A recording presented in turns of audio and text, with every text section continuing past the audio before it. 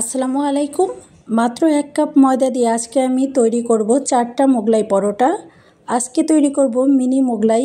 1 cup ময়দা দিয়ে কিন্তু 4টা মিনি মোগলাই তৈরি করে নেওয়া যাবে। বড় মোগলাই পরোটা তৈরি করার চেয়ে ছোট মোগলাই পরোটাগুলো তৈরি করতে খুব সহজ মনে হয়। আর এভাবে ছোট ছোট তৈরি করলে এক একজন এক একটা করে মোগলাই পরোটা খেতে পারবে। কাটাকাটিরও কোনো রকম ঝামেলা থাকবে না। একদমই সহজ রেসিপিতে শেয়ার করব। প্রথমেই একটা বাটিতে নিয়ে নিলাম 1 কাপ পরিমাণের ময়দা, স্বাদ অনুযায়ী লবণ আর 1 চা চামচ পরিমাণের চিনি।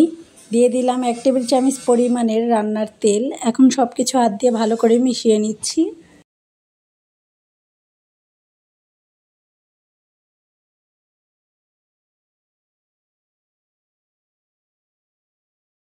অল্প অল্প করে পানি দিয়ে আমি একটা ডো মেখে নেব।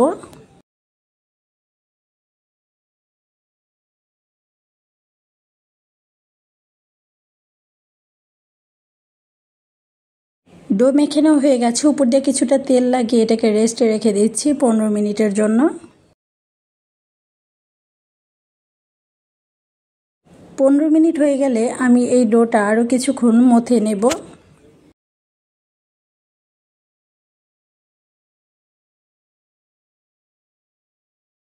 অন্য একটা বাটির মধ্যে নিয়ে নিচ্ছি একটি ডিম, নিয়ে নিচ্ছি পেঁয়াজ কুচি। এখানে আমি বড় সাইজের একটা পেঁয়াজ কুচি করে নিয়েছি। দিয়ে দিচ্ছি 2টা কাঁচামরিচ কুচি।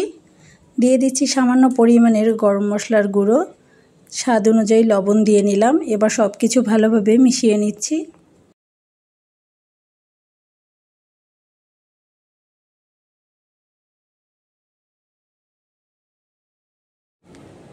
ডোটাকে আমি একটা বোর্ডের উপরে নিয়ে নিলাম।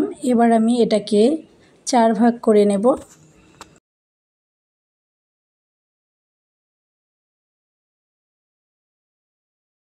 এক ভাগ রেখে আমি সবগুলো একটা সাইডে রেখে দিলাম। এখন আমি একটা দিয়ে মোগলাই পরোটা বানিয়ে নেব।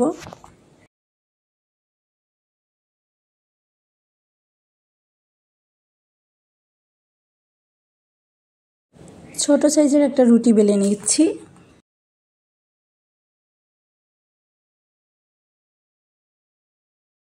রুটিটা বেলে নেওয়া হয়ে গেছে। এখন আমি ডিমের মিশ্রণটা দিয়ে দিচ্ছি। এখানে আমি 2 চামচ পরিমাণের ডিমের মিশ্রণ দিয়ে দিলাম। একটু ছড়িয়ে দিচ্ছি। এইবার আমি মোগলাই পরোটার ভাঁজ দিয়ে দিচ্ছি। তো সব সাইড দিয়ে আমি একটু ডিমের মিশ্রণটা লাগিয়ে নিচ্ছি যাতে করে খুলে না যায়। মোগলাই পরোটার ভাঁজ দেওয়া খুবই সহজ, দেখেই হয়তোবা বুঝতে পারছেন। তো আমি এভাবে ভাঁজ করে নিচ্ছি।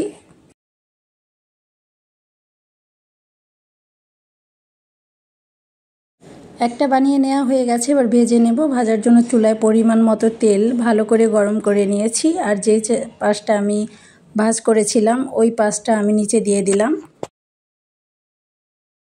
কিছুটা গরম তেল আমি উপর দিয়ে দিয়ে দিচ্ছি। এবার আমি কিছুক্ষণ ভেজে নেওয়ার পরে উল্টিয়ে দিচ্ছি।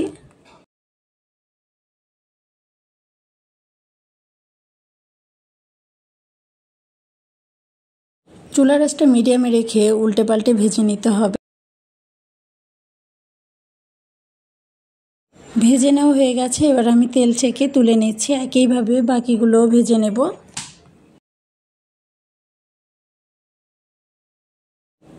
সবগুলো ভেজে নেওয়া হয়ে গেছে। দেখতেই পাচ্ছেন খুবই সুন্দর হয়েছে কালারটা। আর এটা কিন্তু অনেক বেশি ফুলকো হয়েছিল। আমি একটু দেখিয়ে দিচ্ছি সব সাইড। একটা আমি একটু কেটে দেখিয়ে দিচ্ছি ভিতরটা কেমন হয়েছে। তো দেখতেই পেলেন কতটা সুন্দর হয়েছে ভিতরটা। আশা করছি রেসিপিটা ভালো লেগেছে। সবাই ভালো থাকবেন। আল্লাহ হাফেজ।